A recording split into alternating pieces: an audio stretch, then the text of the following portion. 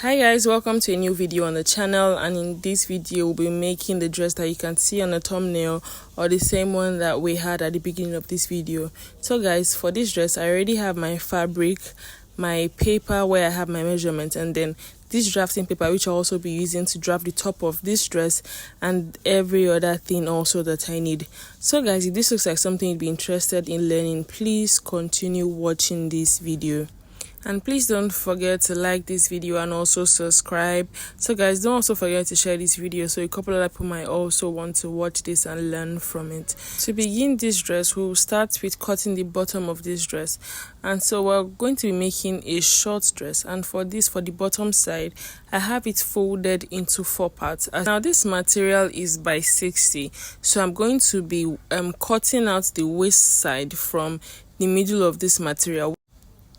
So the measurement for the bottom of this gown is going to be from the waist side straight up to the bottom of the to the full length of the dress, and I'm going to be cutting out the middle of this side from this section here, as you can see. Now for the waist measurement, we're going to be using the waist circumference divided by 4. That's going to give us our waist measurement. Now because we'll also be having a zip at the back, we'll be adding a ½ inch to the waist measurement which we have divided. So that's going to give us 2 inches in total that will be added to the waist measurement. Then to cut this fabric, we're supposed to use even measurements on both sides, just so that we are able to cut out a perfect circle. But due to the person's body type and also the waist size, we're going to be making variations in the measurement, just so that we can achieve the same length and still be able to cut out the exact measurement for the waist, for the round waist. So when I took out the measurements from the waistline to the bottom of this dress, I realized that on one side I would have enough material and on the other side I wouldn't have enough material. So that led me to make a transfer of measurements. On one side of this fabric, I took more measurements than the other side. So initially when I was measuring this out, I was supposed to use 6½ inches for this on both sides, just so that I can make an equal circle, so that it is equally spaced. But because one side is longer than the other, I had to transfer measurements. So on the other side, just so that I have enough material for the length, I was only able to get 4½ inches on the waist side. So I transferred the remaining 2 inches to the other side where you can see my hand, and that was how I was able to still get accurate measurements for the waist and be able to retain the same length for both sides on this length, on this fabric. And then this is the bottom of the dress after it has also been cut round, using the same measurement in length from the waist side to the bottom of this dress. So now I'm going to go on to cut out this measurement for the bottom side and the same thing for the middle side. So now we go on to make our drafting for the top part of this gown, and so we'll be using this paper which was actually cut using the exact measurement of the body circumference divided by 4, and the length of this paper is from the shoulder to the waist side, which is like the half length of this dress. So on this we have measured out our shoulder points. Then we'll also take out the chest line for this dress, and then we make out our lines just to ensure that they are touching. So guys, please ensure that you are also making out your measurement just as you can see me do. The next we go on to take out our neckline for this.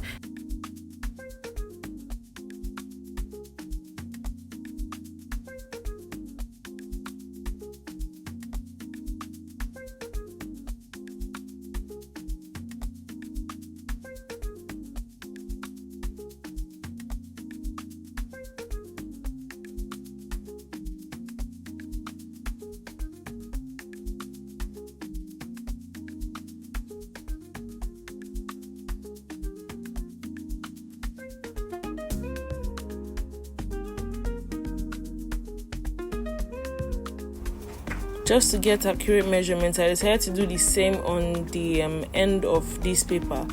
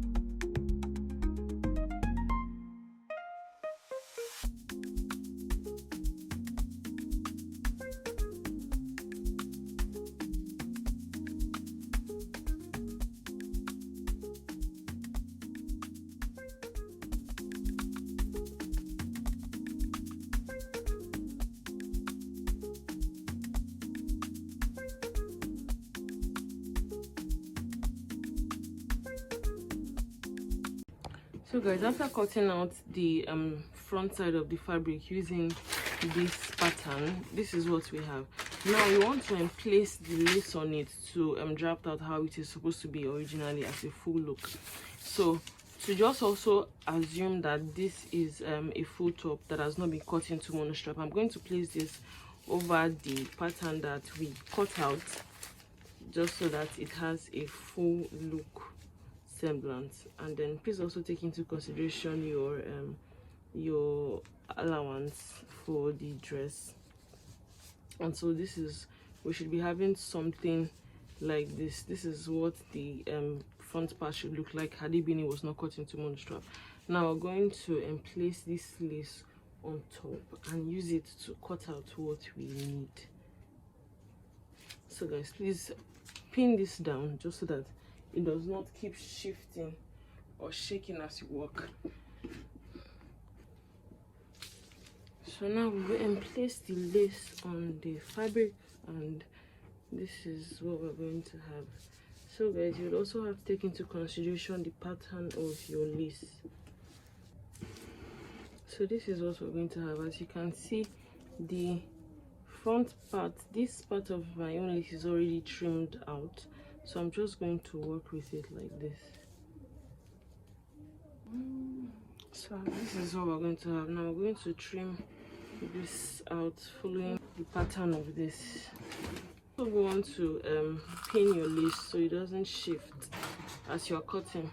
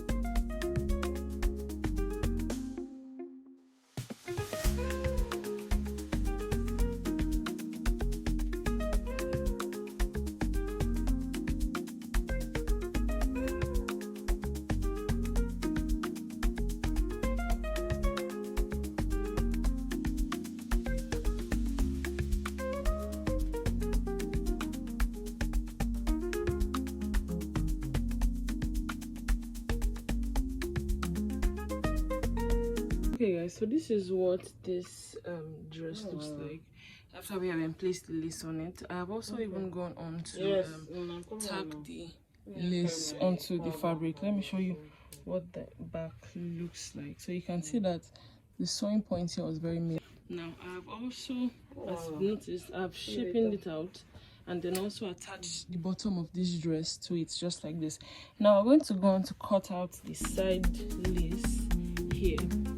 The part of the lace that is going to occupy this side, just as you saw in the thumbnail, and then also the part of the lace that is supposed to be on the bottom part of this dress here. After which we'll go on to fix the sleeve.